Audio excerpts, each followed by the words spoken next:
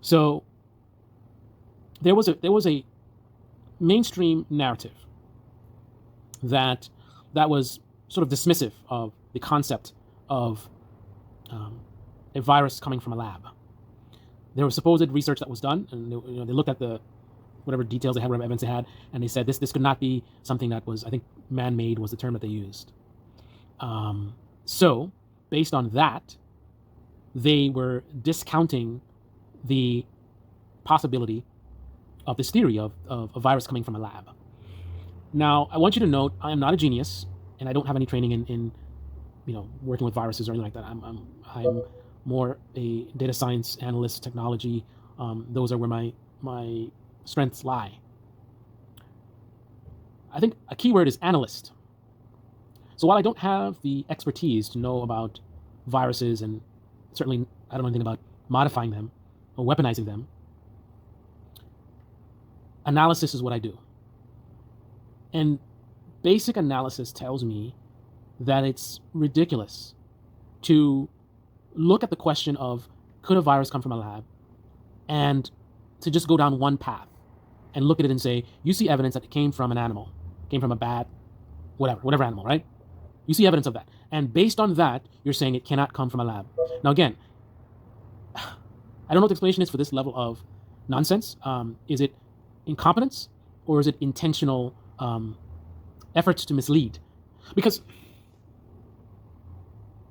I don't have to have expertise in dealing with viruses to understand that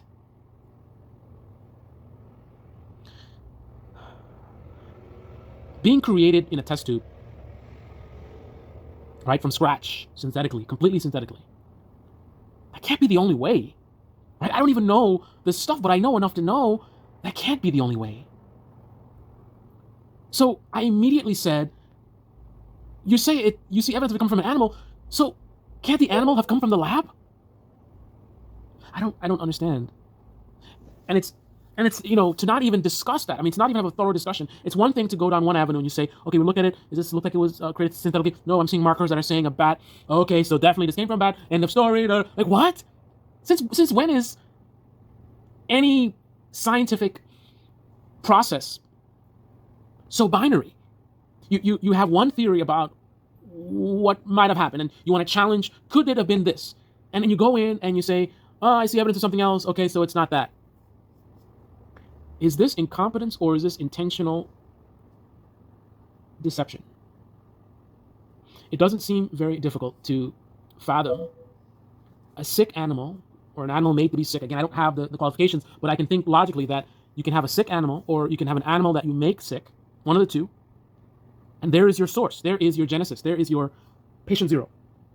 And then you go and you tinker with this sick animal, right? I mean, look at what we're doing right now with vaccination, right? We have the ability to. I was reading up on this thing. So it's they inject something. I think it goes into the cell, and it introduces information about the virus and how to break it down, so that if you get infected, you already have the blueprint, and you can recognize it as a threat and have the recipe to destroy it. We have that technology. So I just logically, again, without qualifications, I can figure we must have ways to take a sick animal or make the animal sick, one of the two, and either take cells from the animal or take some kind of sample from the animal, and then you put it into something, and then you do your genetic splicing or whatever the stuff they do. Either that, or you do it directly in the animal, just like how the vaccine works, where you inject them with something that hasn't, like, unlike the vaccine where it's supposed to be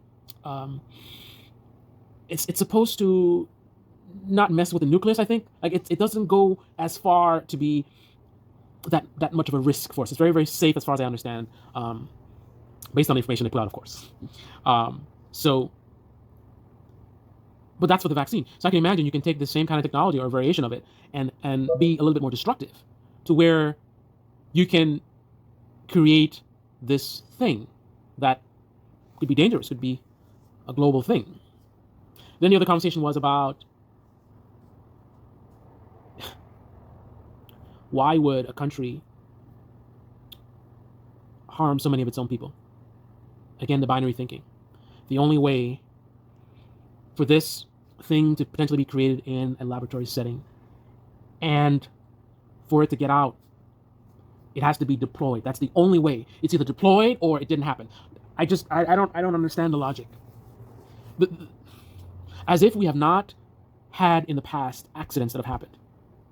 What kind of experts and scientists or whoever they are who said these things is not capable of conceiving of this scenario of an accident?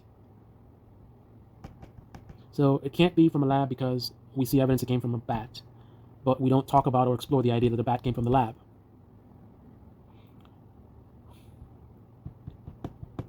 We talk about it doesn't make sense that it would be a weapon or anything because it killed so many of the people in the original place, so why would it do that? But no concept of an accident. It's amazing how many things that didn't seem right to me, and I stood my ground, and in time my instincts have done me very well in the last year. I remember it might block a droplet or two, it might block a droplet or two, but you don't need to wear anything. I think you guys know what I'm talking about. And I heard multiple people using the same language, and I listened to the way they were wording it, and it didn't make sense. They were basically saying that people were too stupid to use the things properly. They weren't really saying that it wouldn't work. But to the average person, that's what they would have heard by the way that it was being worded. And there you have a guy who's, scientist, very smart, capable of knowing how most people think and exploiting certain flaws in the way people consume information. A person very capable of taking advantage of the layman. And what do you know? Shortly after that, complete reversal, and we find out it was to protect the inventory. Go before that, when the first news came out about stuff happening, I spoke to my doctor, I spoke to another medical professional, and I asked them about concerns about how they felt about, where we at risk and stuff like that. And I was like, oh, it's fine. To both of them I said, why would a certain country quarantine millions of people? Unless it was something very serious. Because the economic impact of doing that, which would be something very visible so the world would know, that's bad. And you have a very dishonest country that would hide it if they could. If they're doing that, that's how desperate they are. Neither of these doctors had a rebuttal to that point. They said to me they're not worried about it. They don't feel their friends and their colleagues, they're not worried about it. They feel like it's just the media. And I said, that doesn't make sense based on what is being done. And then, here we are. I stopped checking. I don't even know what the numbers are. It'll be 550,000 people, right? And it's not even focused on the people. I mean, look at the impact that it's had. Wonderful. I think I killed my keyboard. Look at the impact that it's had globally, right? So people were saying, medical people were saying, oh, it's the media, before things got crazy. And I said, I don't think so. And here we are. Somebody said, oh, droplet or two. I said, And here we are. Then they talked about the lab thing, and they said, oh, no, it's right-wing conspiracies. Now, I never said that I believe where anything came from. I just was shocked at the ridiculous rebuttals to those claims that were being made. I couldn't know where this thing came from. But what I could know is that there really wasn't a serious effort being made to address concerns about labs and things like that. All the details, the laboratory, the place where things started is the same place that has a laboratory, which is a rare type of laboratory, which has the capability to store the very same type of thing that got out. It's a huge country. Why would this thing start in one of the few places? What are the odds of that? It could be coincidental, but that's just not very likely. A scientist would recognize the significance of the statistics. Now, you're not going to make your decision based on that, but that's definitely going to be a data point you're going to put some weight on. You're going to dive deeper and confirm, but that's a red flag right there. What's the probability of this? And then you have a country that has a history of affinity for research with biological warfare. You have a country that's has leadership that is not good people. Leadership I'm talking about, not the people, the government. Not the best people. Track record of bio warfare stuff. They have a lab in the very area, and that very lab has a history of working on the very same thing that came out and doing splicing stuff, and I mean, it's all there. And yet everyone just, no, no, no, no. I want to be clear. I can't know where anything came from. I don't have the qualifications. I don't have the data. The only thing I can know is that the answers given are absurd. Either dealing with, I would say, one of three things: incompetence, complicity,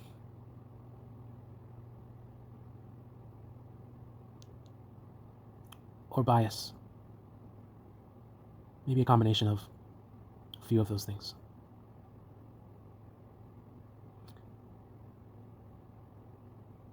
Trump was so dishonest, such a corrupt person, and the Republican Party and right-wing media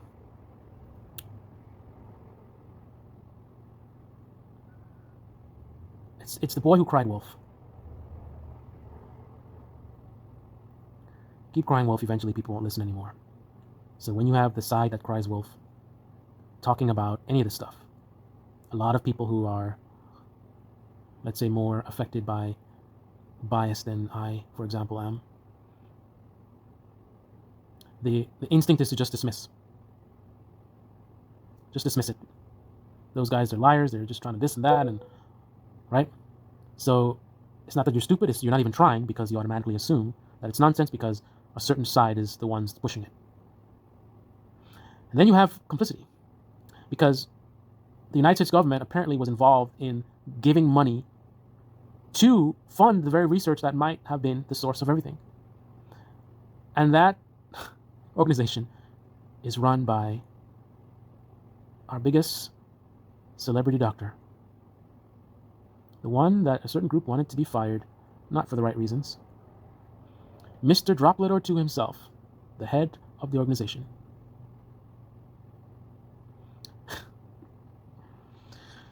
And then there's the other piece. If any of this turns out to be true, this is going to be another blow for the discourse in this country, because the dishonest, corrupt right-wing media is going to eat this up. Because liberal media, they're complicit in suppressing even the discussion of these things. All the research they did into Trump, they didn't do no research on this. So that's going to allow these clowns to red pill some more people. Say, hey, look, the media, they lied to you about it, and see, we were right all along. So they can mislead people even more than the liberal media does.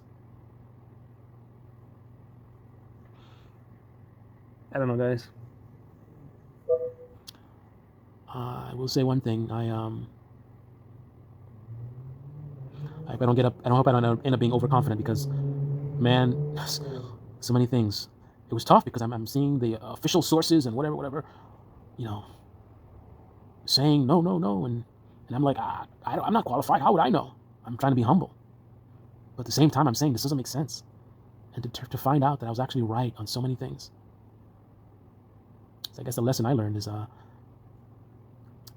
if you feel something isn't right and you feel very strongly about it, and the so-called experts are not able to explain themselves, that's the key thing. If you're an expert in dealing with viruses, and I don't have any qualifications, I should respect your expertise. However, if you cannot explain yourself, that's when your expertise is not relevant. If your expertise is relevant, then you should be able to defend your position. I spoke to doctors or medical professionals. They had no rebuttal to what I brought to them. So going forward, that's going to be my principle.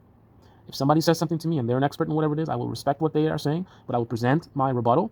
And if they can't respond to it, I'm not saying that means I'm definitely right, but I'm going to have a little bit more confidence that, hey, maybe they don't really know what they're talking about, right?